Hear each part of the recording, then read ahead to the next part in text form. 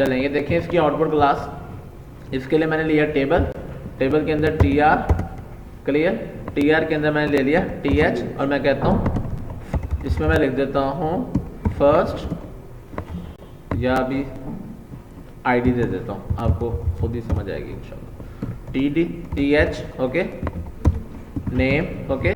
ये मैंने कितने कॉलम बना लिए और रोज कितनी है, ये कितनी रोज कितनी बनानी है, अभी पहली रो है, वेरी गुड, ठीक है ना। और क्लास, क्लियर हो गया क्लास। मैं एक और रो में जाता हूँ, टी आर, ये मैंने कितनी भी रो शुरू की, अब दूसरी, और ये कितने में कॉलम पे हूँ मैं, ये कितना कॉलम है, फर्स्ट कॉलम है ना, फर्स्ट कॉलम कहलाएगा ना ये, वेरी गुड। इसमें दे दिया मैंने 1, नेम अहमद BScs, ये कितना कॉलम है BScs, थर्ड, वेरी गुड, बोलना नहीं है। इसकी आउटपुट देखते हैं क्लास। बात समझ आ गई, 2 रोज बन गई, टेबल बनाना आ गया, बस इतना ही था बेसिक, ओके। अब आप भी जैसा चाहें टेबल बना सकते हैं, रोज कॉलम टेबल, ये कॉन्सेप्ट क्लियर, वेरी गुड।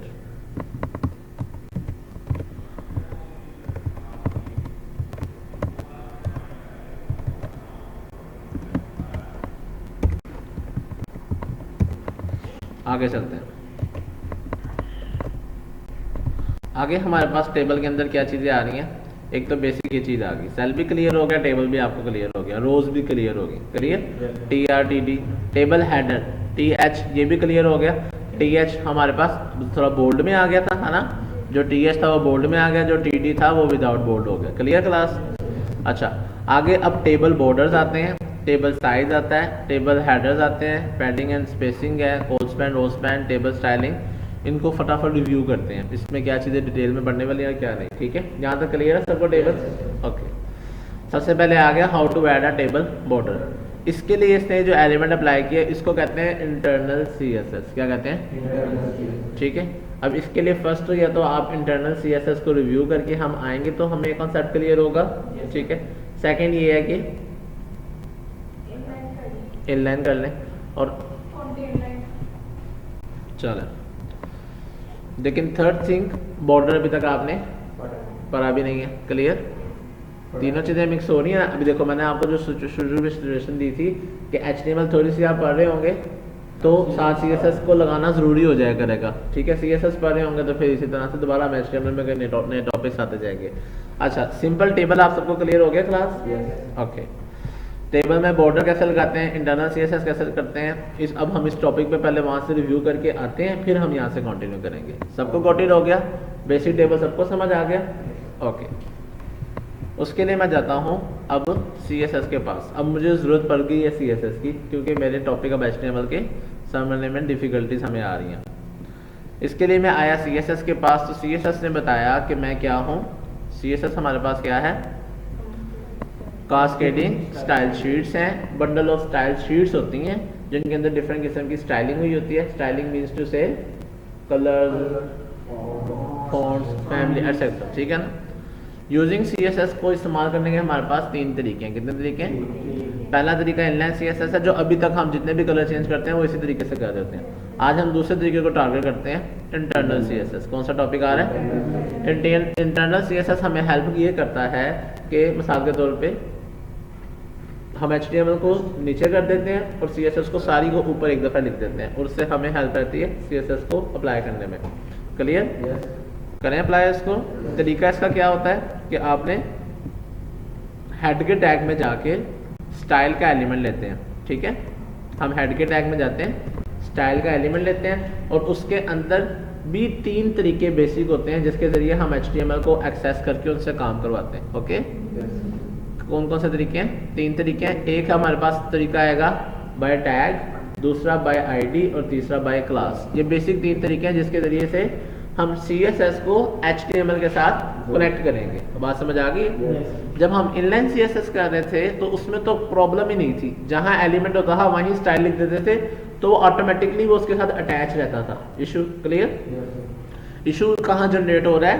जब हम CSS अलग लिख देंगे, HTML अलग लिख देंगे, तो कैसे पता चलेगा कौन सी CSS किस HTML के लिए है? बात समझ आ रही है? ये वाली CSS HTML एलिमेंट के लिए है, ये वाली CSS। अब वो कैसे बताएंगे हम, जैसे एक दूसरे के लिए कैसे बताएंगे? मैंने यहाँ पर कुछ ट्रॉफीज रखी हो तो मैं कहूँ ये फर्स्ट ट्रॉफी जो है ये अब्दुल्ला की है। अब मैं अगर मैं कहूँ स्टूडेंट की है तो उसका मतलब वो सारे स्टूडेंट ने तोड़ के खानी है आपस में। बात समझ आ गई ना? तो मुझे कैसे डिफरेंशिएट, जैसे हम आम वर्डिंग में भी ऐसे करते हैं ना, इसकी कोई आईडी होगी, कोई नाम होगा, रोल नंबर 3 तुम्हारे ये रिजल्ट आ गया। सेम इज लाइक हम यहाँ पर भी आईडीज और ग्रुप्स बना देते हैं, लाइक अ क्लास। बॉयज ये करें, गर्ल्स ये करें, तो इसका मतलब बॉयज एक अलग क्लास है, गर्ल्स एक अलग क्लास है। बात समझ आ गई ना? डिफरेंशिएट हो गया कॉन्सेप्ट। देखें, टॉपिक को पढ़ने से पहले ये चीज़ को आपको नॉलेज होना बहुत ज़्यादा ज़रूरी है कि इस टॉपिक, इस चीज़ की सिचुएशन क्यों बनी, ये चीज़ है क्यों, तभी आप उसको रियल टाइम प्रोजेक्ट में अप्लाई कर पाएंगे। बात समझ आ रही है? ये बिल्कुल एक उसकी बेसिक एग्जांपल थी। चलें, अब मैं इसी के अंदर आके इंटरनल CSS अप्लाई करने की ट्राई करता हूँ। ओके क्लास, सारे मेरे साथ हैं? इंटरनल CSS का तरीका क्या कि मैं हेड के टैग में आऊँगा। किसके टैग में? हेड के टैग में आके यहाँ मैं स्टाइल अप्लाई किया, ठीक है। स्टाइल को अप्लाई करने के बाद इसके अंदर अब मैंने लिखनी है CSS। क्या लिखनी है?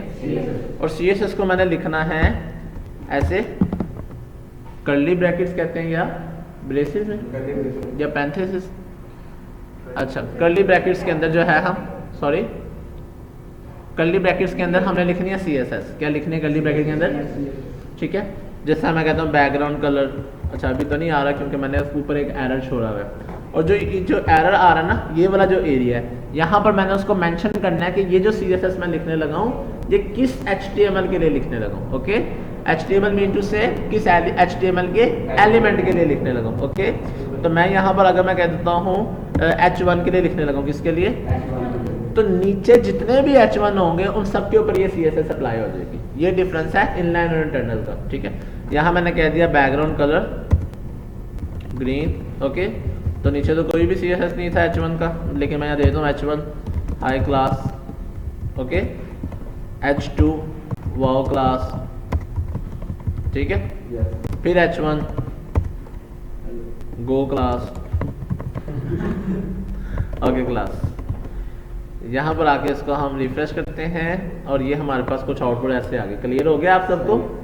सबको समझ आना शुरू होगी? Very good. यस, अब उधर ही जाने लगा था। Very good. जो आपका क्वेश्चन है वही अगला टॉपिक है मेरा। तो ये हमारा यहाँ पे इसका नुकसान क्या है कि सबको हो ही जा रहा है। अब हमने सबको नहीं करना, उसी के लिए हमें फिर टॉपिक करना पड़ता है क्लासेस का और आईडीज का। क्या टॉपिक करना पड़ता है? आप बाद में मैं करवाता हूँ। क्लासेस का और आईडी का क्या टॉपिक है?